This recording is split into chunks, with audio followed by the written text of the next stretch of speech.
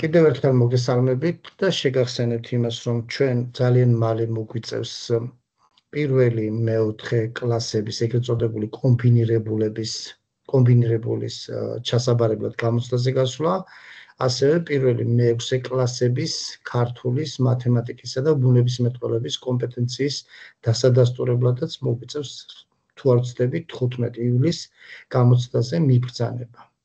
იმისათვის, რომ ჩვენ გასული წლების საგანგაშო სტატისტიკას შევამციროთ, ეს საგანგაშო სტატისტიკა ძირითადად შეეხება ეგრეთ წოდებული აკადემიური ნაწილის ბარიერის გადაულახველობას, როგორც ნაეკის ვებგვერდზე წერია, ნაეკი ითარგმნება თუ აბრევიატურა უბრალოდ ვთქვათ ასე, გამოცდებისა და შეფასების ეროვნული ცენტრი.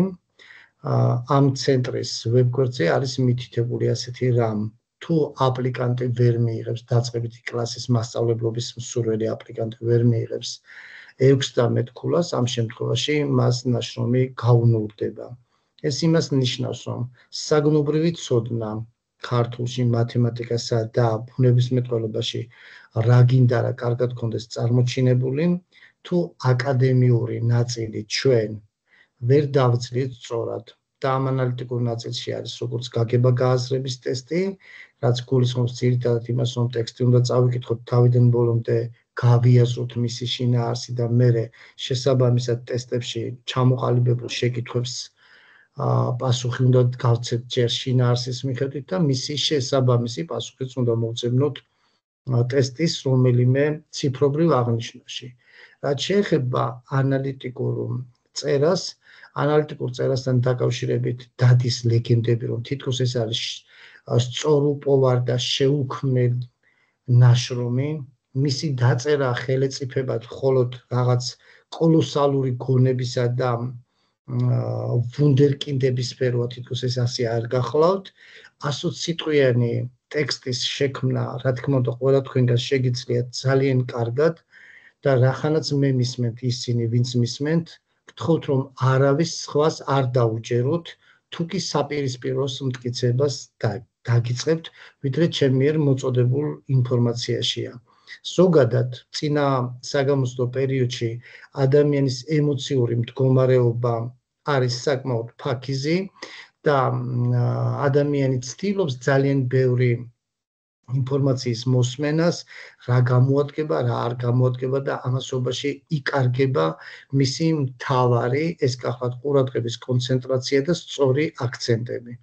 მე ჩემი წარსულით, დღევანდელობით, კომპეტენციებით, იმ სტატუსებით, რომლითაც კი არ ვამაყობ, უბრალოდ თავის რჩენის საშუალებაა ჩემთვის ეს და ასევე ყველაზე მთავარი რაც გახლავთ ეს არის ის, რომ მე არ ვატყუებ ჩემს მსმენელებს და არ ვარ ფულზე გადარეული ადამიანი, იმიტომ რომ ფული ყოველთვის იხარჯება და უბრალოდ ძალიან მიგვს იმ კატეგორიის ადამიანებისა, ვისთვისაც მთავარია სწრაფი ფულის შოვნა, მერე კი აღარ დაიძებენ იმას, რას ილაპარაკებენ მათზე, გთხოვთ ამ კატეგორიის ადამიანებთან რაღაც აზრების გაცვლა გამოცვლას ნუ დაიწყებთ. ვიდრე აქ შემოვიდოდი ერთ-ერთმა ადამიანმა მომწერა, ჩემი ტრენერი მეუბნება, რომ ანალიტიკურ ნაშრომში შეიძლება ერთზე მეტი პრობლემა არსებობდეს. ბუნებრივია მე მას პასუხი გავეცი, ანალიტიკური წერის პირობის ბოლოში სამჯერ არის ნახსენები სიტყვა პრობლემა და არა პრობლემები.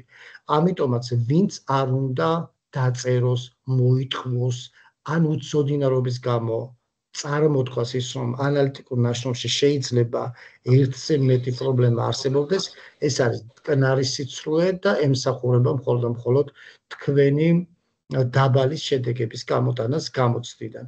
ამიტომაც რახან მენდობით მომისმინეთ მე, ამის ზღვა გამოცდილება მაქვს, საქართველოში არც ერთ ადამიანს იმხელა კონტინგენტი არ ყავს, რამოდენაც გახლავთ რა რიცხვიც არის ჩემთან.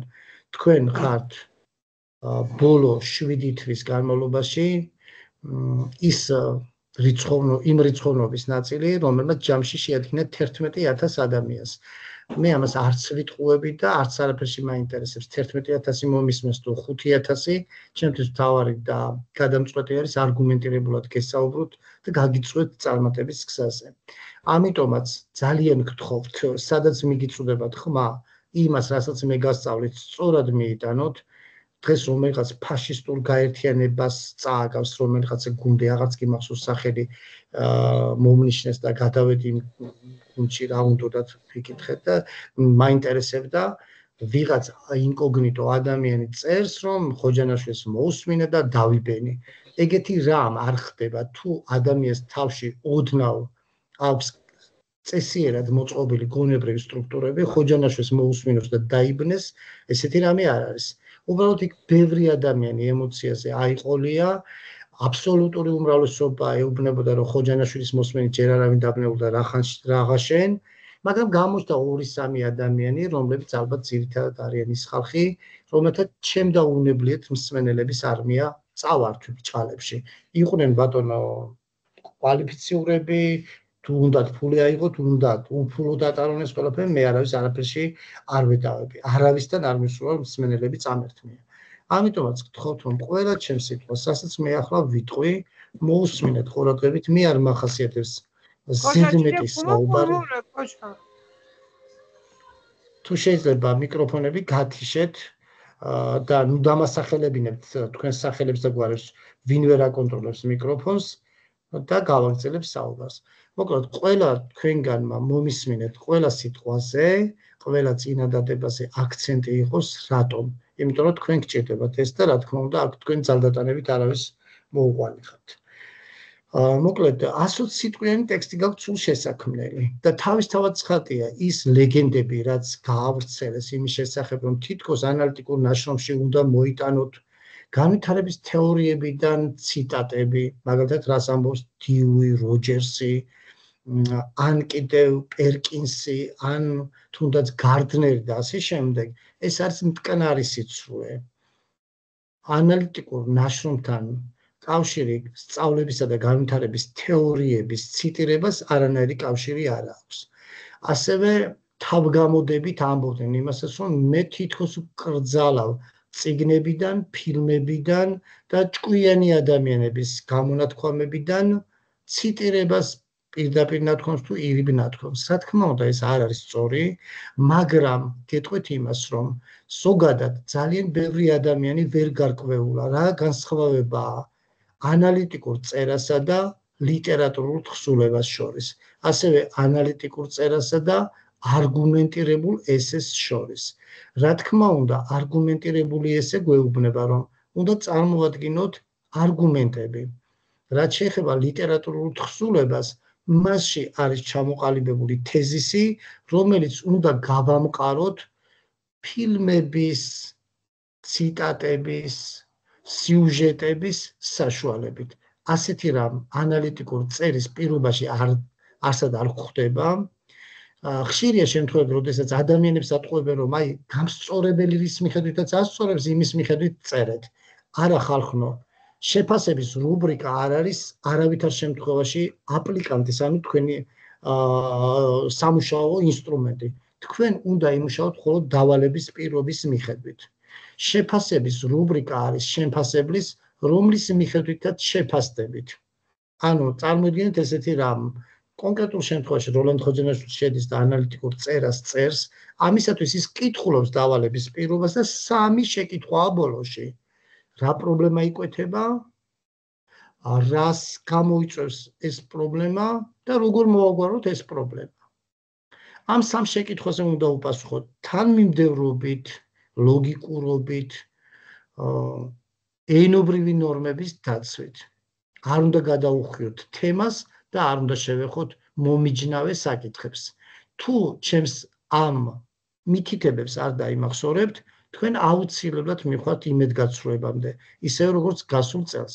ჩვენ გასულ წელს 1000-ზე მეტი ადამიანი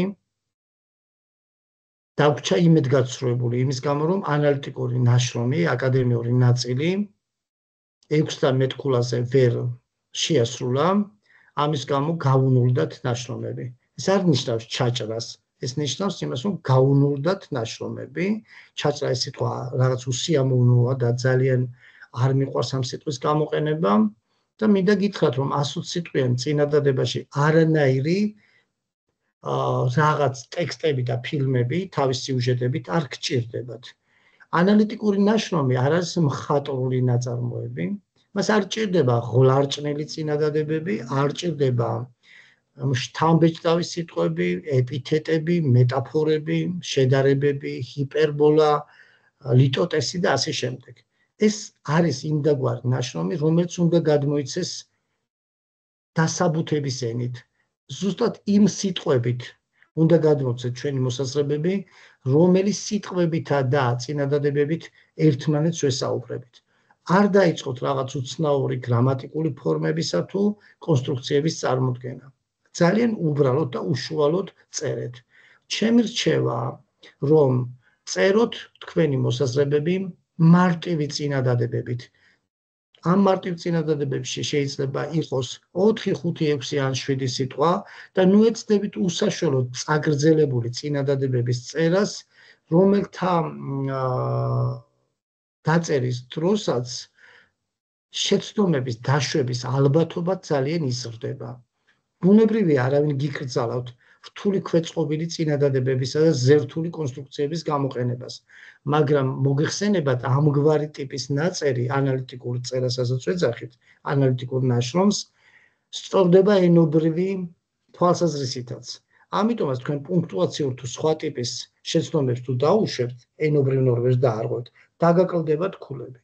მე კიდევ მაქსიმალისტი ვარ და ვამბობ, რომ მთელი გულწრფელობით მუშაობ მსმენელებთან, ჩემთვის უდიდესი ბედნიერებაა წარმატებული მსმენელი და რადგანაც გულწრფელი ვარ თქვენთან ურთიერთობებში, ამიტომაც მსურს, რომ ჩემმა მსმენელებმა მაქსიმალური ქულები გამოიტანონ ანალიტიკური წერის დროსაც და ნებისმიერ სხვა შემთხვევაშიც.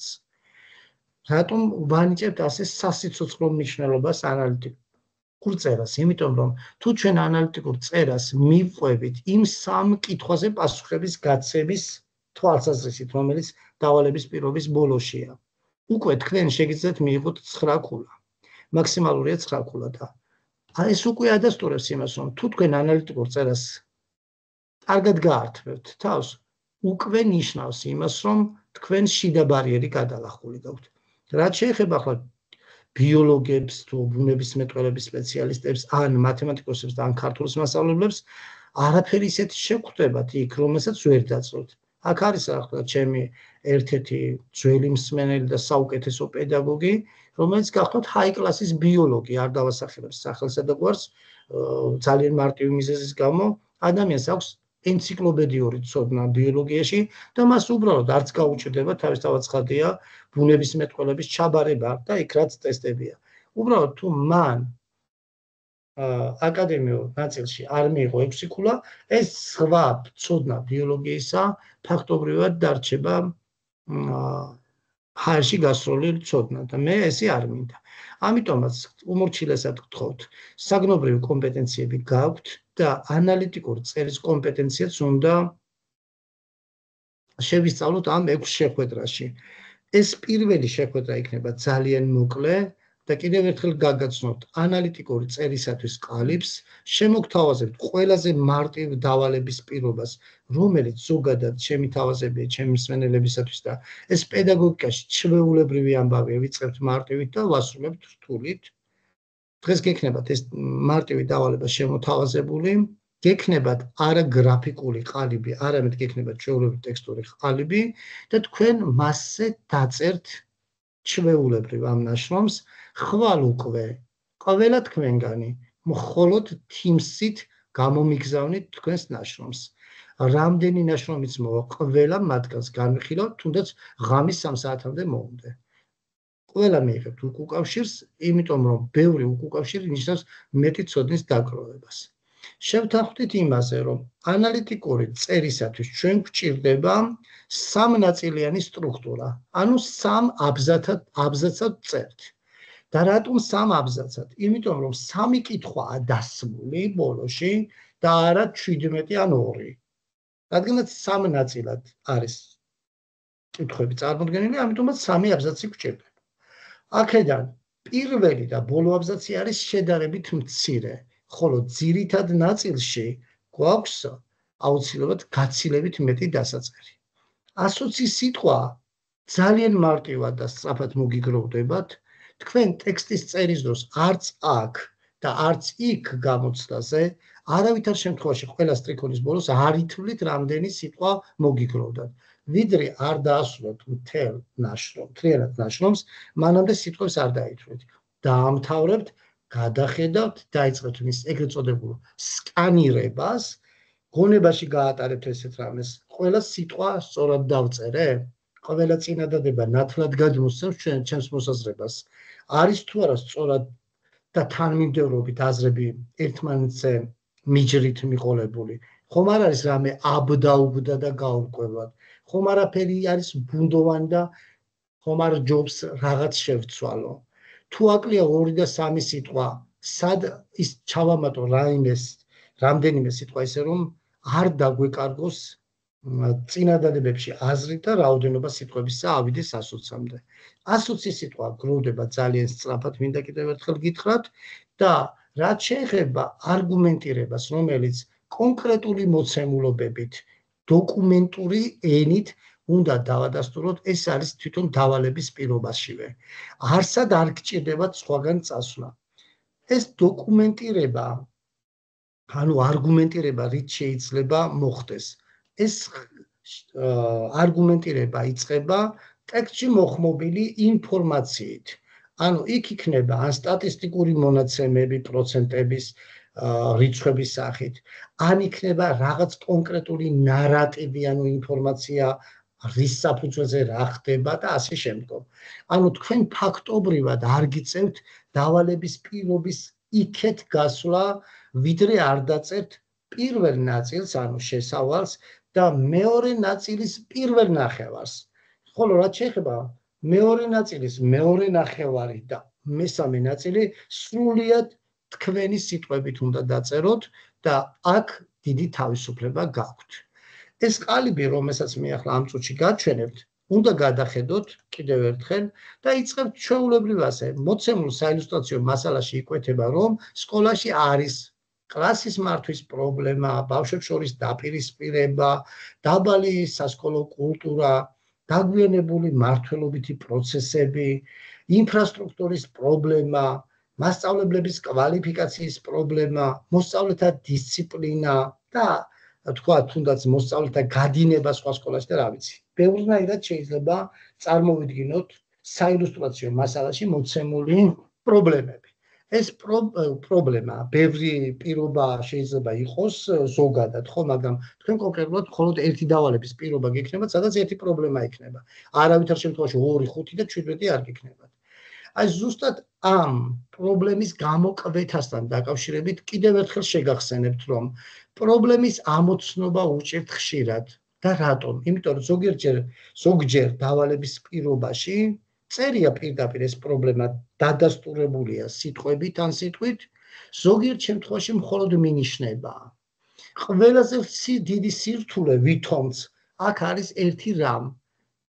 ემოციის გამო ჩვენ ვერ ვარჩევთ რა არის პრობლემა და რა არის პრობლემის გამომწვევი მიზეზი.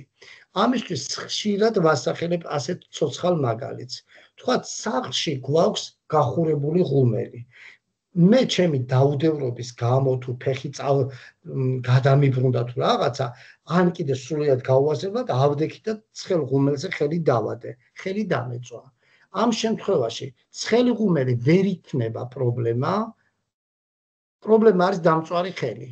ხელის დაწვის მიზეზი არის ცხელ ღუმელზე ხელის დატება. და დამწვარი ხელი უკვე პრობლემაა. ასევე კიდევ ბარემ გასტრონომია ძალიან გვიყვარს ქართველებს და დავამატებ.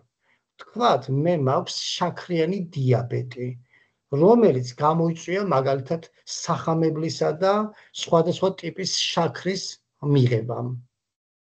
ან კიდევ მაგალითად სადღაც ბავშვობისას თუ დიდობისას შემეშინდა, ან არასწორი ძილისა თუ კვების რეჟიმი მოხდა და ასე შემდგომ. ანუ არასწორი ძილი, არასწორი კვება, ხშირი შაქრის ხშირად მიღება, სახამებლის მიღება და ასე შემდეგ. ეს ყველაფერი მიზეზებია იმისა, რომ გამოვიწვიეთ პრობლემა, ანუ ეს პრობლემა გახლავთ შაქრიანი დიაბეტი. ამიტომაც, რა თქმა უნდა, ჩვენ ვიცით, რომ რაც კი რამ ხდება ამ ქვეყნად, არის მიზეზ-შედეგობრივი. ჯერ ვწერთ ცუდ შედეგს, ანუ პრობლემას და დავწერთ მოცემულ საილუსტრაციო მასალაში იკვეთება, რომ სკოლაში არის განსაზღვრელი შეფასების პრობლემა. ან კიდევ მოცემულ საილუსტრაციო მასალაში იკვეთება, რომ სკოლაში არის დაგვიანებული რეაგირების პრობლემა. მოცემულ საილუსტრაციაში იკვეთება, რომ ზედა საფეხურის მოსწავლეებში დისციპლინა არის არასახარბიელო. ან კიდევ მოცემულ საილუსტრაციო მასალაში იკვეთება, რომ სკოლაში არის დაბალი თანამშრომლობითი კულტურა და ასე შემდეგ. ბევრნაირი პრობლემა შეიძლება იყოს, მაგრამ აი როდესაც დავალების პირობას ვკითხულობთ, დაფიქრდით ერთ რამეზე. აქ დავალების პირობის მიხედვით პრობლემა არ არის იქნებ გამოკვეთილი და არის მხოლოდ მიზეზები ჩამოთვლილი. აი ამ მიზეზების საფუძველზე ვადგეთ პრობლემას, რომელიც მხოლოდ ერთია და არა ერთზე მეტი. მეორე ნაწილში ვიწყებთ ასე, პრობლემის გამომწვევი მიზეზია ან მიზეზებია და აქ უკვე ჩამოვთვლით იმას, რაც კონკრეტული დავალების პირობაში არის. ეგ შეიძლება სტატისტიკით გავამყაროთ, 80% ეწერება სადღაც 17 ადამიანი მასწავლებელთა ნაწილი, მოსწავლეთა მნიშვნელოვანი ნაწილი, მშობელთა აბსოლუტური უმრავლესობა და ასე შემდეგ. ესეთი რაღაცები ეწერება იქ და ამ ყველაფერს გადმოიტანთ როგორც მტკიცებულებებს. თქვენ არ გჭირდებათ დავალების პირობის იქეთ გასვლა. თუ კი გახსოვთ კარგად ბატონო ციტატები და ასე შემდეგ, მინდა გითხრათ, რომ შეგიძლიათ მოიყვანოთ, მაგრამ მე როგორც ტექსტოლოგი და რამდენადაც ჩემი კომპეტენცია მაძლევს იმის უფლებას გითხრათ, თქვენ არავინ გავალებთ, რომ ამ ტექსტის წერის დროს მოიხმოთ ციტატები სხვადასხვა ნაწარმოებიდან, განათლების კლასიკოსების ნაშრომებიდან და ასე შემდეგ. მაშინ რატომ უნდა გავიცხელოთ თავი და მეტი ვწეროთ? იმიტომ რომ უფრო წიგნიერად წარმოვაჩინოთ თავი. არა ბატონებო და ქალბატონებო. ეს გამოიწვევს იმას, რომ თქვენს ნაშრომს ღირსება დააკლდება, რასაც არ გთხოვენ, ის არ უნდა წეროთ. როდესაც ადამიანს ცხელა ამ დროს, რა თქმა უნდა, მას ქურქი არ უნდა მოახუროთ და როცა ცივა, მაშინ გაყინული წყალი არ უნდა მიაწოდოთ დასალევად. ამიტომაც გეუბნებით, რომ რასაც დავალების პირობაში არ გეკითხებიან და არ გავალებენ, ის არ უნდა შეასრულოთ. მოკლედ, როდესაც მეორე ნაწილში პრობლემის გამომწვევ მიზეზებს ჩამოაყალიბებთ, ფაქტობრივად ეს დავალების პირობაშია, ამის მერე დაწერთ უკვე ისევ მეორე ნაწილში, რომ ამ პრობლემის გამო არის რიგი გამოწვევებისა. თქვათ ეს არის სკოლაში დაპირისპირებების გაძლიერება, სკოლის რეიტინგისა და რეპუტაციის კლება, მოსწავლეთა დემოტივირება, აკადემიური შედეგების ვარდნა, მოსწავლეთა გადინება და ასე შემდეგ. ანუ ერთმა კონკრეტულმა პრობლემამ, რაც თავში დავინახეთ, იპოთეტურად წარმოდგენით უამრავი სხვა პრობლემა შეიძლება წარმოქმნას. და მერე მესამე ნაწილში წერთ, რომ პრობლემის მოსაგვარებლად საჭიროა ეფექტიანი ღონისძიებები, ცნობიერების ამაღლება ტრენინგებით, ვორქშოპებით, სპეციალური ლიტერატურის გაცნობით, კვალიფიციურ ადამიანებთან რეკომენდაციებით, ექსპერტიზით და ასე შემდეგ. ბოლოში არ მიეწეროთ, თუ ამას გავაკეთებთ, მერე პრობლემა მოგვარდება. დიახაც, პრობლემა მოგვარდება, თუ სწორად ამოიცნობთ, რა ღონისძიებები უნდა გაატაროთ. თვალსა და ხელშუა მოგიგროვდებათ ეს ყველაფერი. აქ არის ჩამოთვლილი რა ტიპის გადაცდომები შეიძლება იყოს ჩვენ მიერ ტექსტში, თუმცა ამ ბოლო დროს ისეთი სასწაულები მოვისმინე, რომელსაც წესით აი ჩემი მეხუთე კლასელები ასეთ შეცდომებს არ უშვებენ ხოლმე, რასაც ვაი ტრენერები თუ ვაი გამოცდილი ადამიანები სოციალურ სივრცეში ავრცელებენ. პირველი ეს არის ტესტის, ამ ტიპის ტესტის ასეთი დავალების შექმნის უმწეობის განცდა, დამერწმუნეთ, რომ დედამიწის ზურგზე არ შემხვედრია ჩვეულებრივი სტანდარტული განვითარების ადამიანი, რომელიც 100 სიტყვაში ვერ იტყვის რა არის პრობლემა, რამ გამოიწვია და როგორ მოვაგვაროთ. უმარტივესი რამეა ხალხო. არაფერს არ ვიგონებდეს დავალების პირობაშია, თორემ რომ იყოს ეს წარმოუდგენელი რამე, მაშინ გეტყოდით, ამას თქვენ ვერ გააკეთებთ და დაანებეთ თავი. არა და ვხედავთ, რომ 10,000-ობით კაცმა ჩააბარა ეს ანალიტიკური წერა და თქვენ რა ხართ ასეთები, რომ ვერ გააკეთოთ. ეს ხომ არ არის ვეფხისტყაოსნის დაწერა, რომ შოთამ დაწერა და მეტი ვეღარავინ დაწერს. რა თქმა უნდა, ეს ძალიან მარტივი რამეა. უბრალოდ მინდა რომ სწორ რეკომენდაციებს მოусვინოთ და არა ყველა თაღლითს. მოკლედ, ტესტის შექმნის უმწეობის განცდა გადააგდეთ გვერდზე და დაიმახსოვრეთ, რომ როცა გამოცდაზე შეხვდით, თითქოს ხოჯანაშვილი შემოყვათ იქ, როგორც ბევრს ახასიათებს, სახელით კი არ მომმართავი, ვითომ ჯარში ვარ და გვარით მომმართავენ ხოლმე Facebook-ზე, არ დავეცებ, ნუ მაგინებენ და ნუ მლანძღავენ და დანარჩენს არ დავეცებ. ჩათვალეთ, რომ ხოჯანაშვილი შეგვყავთ გამოცდაზე და გეუბნებათ ეგეთ რამეს, რომ ეს არაფერია, ხალხო, ამას ადვილად მოერევით, სიმშვიდე გჭირდება და ნუ გაქვთ ეს უმწეობის განცდა. არ გამოიყენოთ პათეტიკური ტონალობა. ეს პათეტიკა რას ნიშნავს? ნიშნავს იმას, რომ რაღაც აღმაკებულ ხარისხში ვლაპარაკობთ პრობლემასთან დაკავშირებით. ანალიტიკოსებს არ ახასიათებთ პათეტიკური ტონი. პათეტიკური ტონი შეიძლება იყოს, თქვა, ჯარისკაცებს როცა მიუმართავთ ომში წასვლის წინ. ან კიდე, როდესაც პანდემიას ვიბრუცით და ექიმები უნდა გავამხნევოთ და ასე შემდგომ. თქვენ ხომ არც სამხედროები ხართ და არც პანდემიის წინააღმდეგ წასული მეტპერსონალი. ამიტომაც პათეტიკური ტონალობა არ გინდათ, ჩვეულებრივი ტონალობით დაწერეთ ტექსტი, არ გამოიყენოთ არავითარ შემთხვევაში მხატვრული ხერხები და საშუალებები, მეტაფორული აზროვნება არ გჭირდებათ. არ იყოთ ტენდენციურები, იმიტომ რომ ანალიტიკოსი არ არის ტენდენციური, ანუ მიკერძოებული. ნუ წარმოაჩენთ რომელიმე რელიგიას, ეროვნებას ან პოლიტიკურ ძალას პრიორიტეტულად, თქვენ უყურებთ ამ ყველაფერს ობიექტურად, მიუხედავად იმისა, ვისია ლაპარაკი. აი ვიღაცა მითხრა ეგეთი რამე, რომ ჩემმა ტრენერმა შარშან მითხრაო, რომ მასწავლებლებზე ცუდი რამე არ თქვაო. განაჩვენ მასწავლებლებს, მოსწავლეებს ან სასკოლო საზოგადოების რომელიმე წევრს, დირექტორს თუ მშობელს ვაგინებთ და ვლანძღავთ.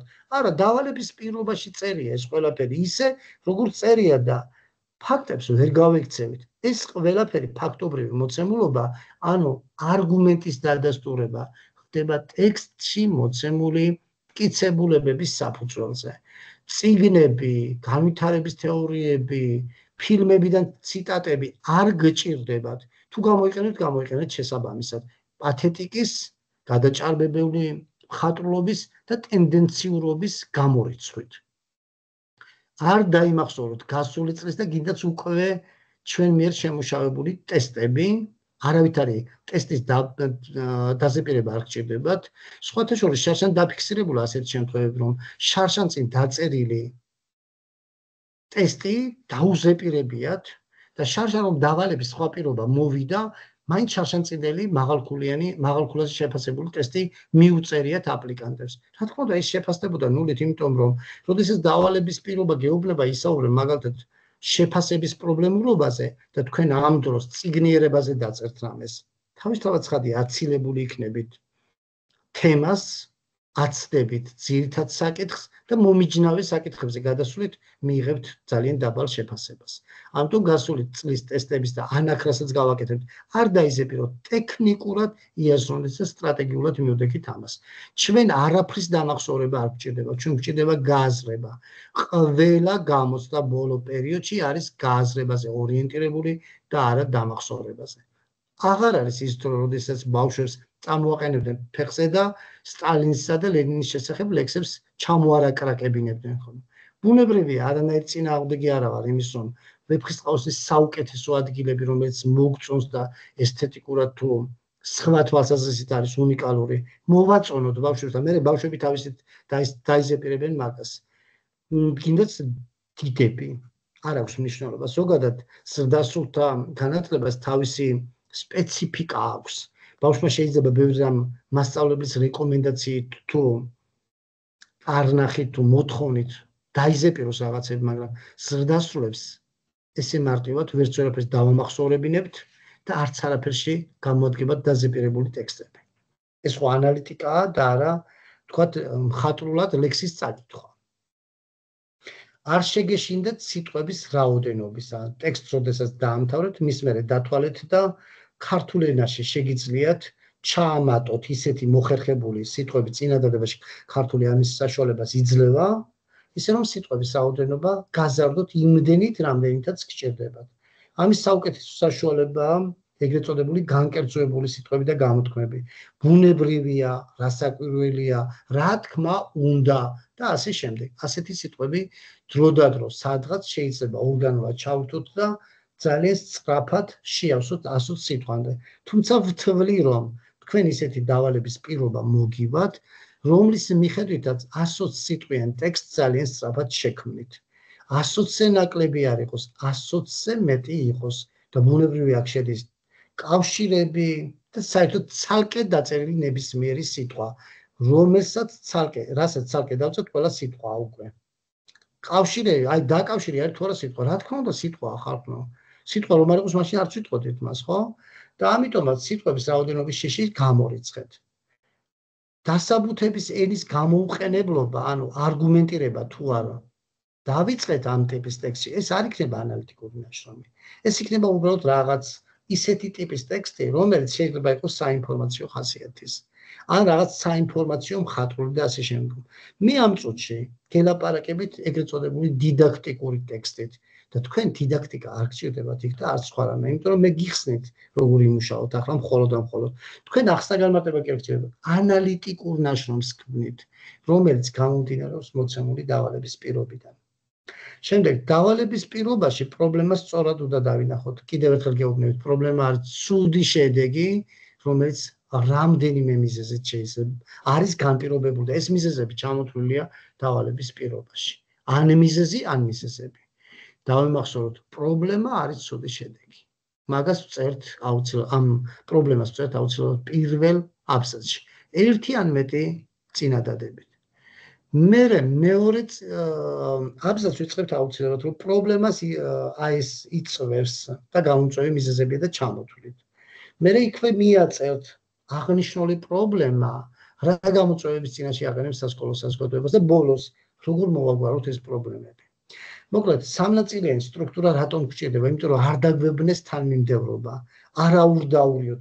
ჯერ არ უნდა დავწეროთ პრობლემის მოგვარების საშუალებები. აი მაგალითად თუ კი დავწერთ იმას, რომ მოცემულ საილუსტრაციო მასალაში იკვეთება განსაზღვრელი შეფასების პრობლემა და მის მოსაგვარებლად საჭიროა ცნობიერების ამაღლება, შეფასებასთან დაკავშირებით ტრენინგების მოსმენა თუ სპეციალური ლიტერატურის გაცნობა, ასე არ დაწეროთ. იმიტომ რომ სამი კითხვა თანმიმდევრობით რაც არის დაწერილი, იმას უნდა უპასუხოთ და არა მაპატით აბდაუბდა. შემდეგ არაურიოთ ერთმანეთში მიზეზები და პრობლემა. პრობლემას იწვევს მიზეზები და ამის დანახვა ძალიან მარტივია, თუ კი მშვიდად წაიკითხავთ წინადადებას. მაგრამ თქვენ თუ იმაზე იფიქრეთ, რომ უიმე შაშან 1000 კაცი ჩაიჭრა და წელს რომ ჩაიჭრება 1000 კაცი მათ შორის ერთ-ერთი მე ვიქნები, ამ შემთხვევაში ძალიან დიდი ალბათობა გვაქვს იმისა, რომ თქვენ ემოციამ გადაგაჭარბოთ, ემოციამ დაგაბნიოთ და ძალიან ცუდ შედეგზე გავხვიდეთ. არაფერია საემოციო ხალხო, დამერწმუნეთ. ეს არის ციცქნა ტექსტი, რომლის შექმნაც არის ძალიან მარტივი. შემდეგ მითები არსებობს იმის შესახებ, რომ თითქოს რომ არგუმენტირებისათვის ჩვენ გვჭირდება რაღაც განსაკუთრებული ძალისხმევა, არა. არავითარ შემთხვევაში არ გჭირდებათ, ეგა ყველაფერს იპოვნით კონკრეტულ დავალების პირობაში. აი ახლა აქ არის ბევრი თქვენგანისათვის ჩემი მიერ მოფიქრებული დავალების პირობა, მინდა გითხრათ, რომ აკრძალულია ნაიკის მიერ გამოქვეყნებული ადრინდელი ტესტების კომერციული თვალსაზრისით არ შეიძლება მის გამოყენება კომერციულად.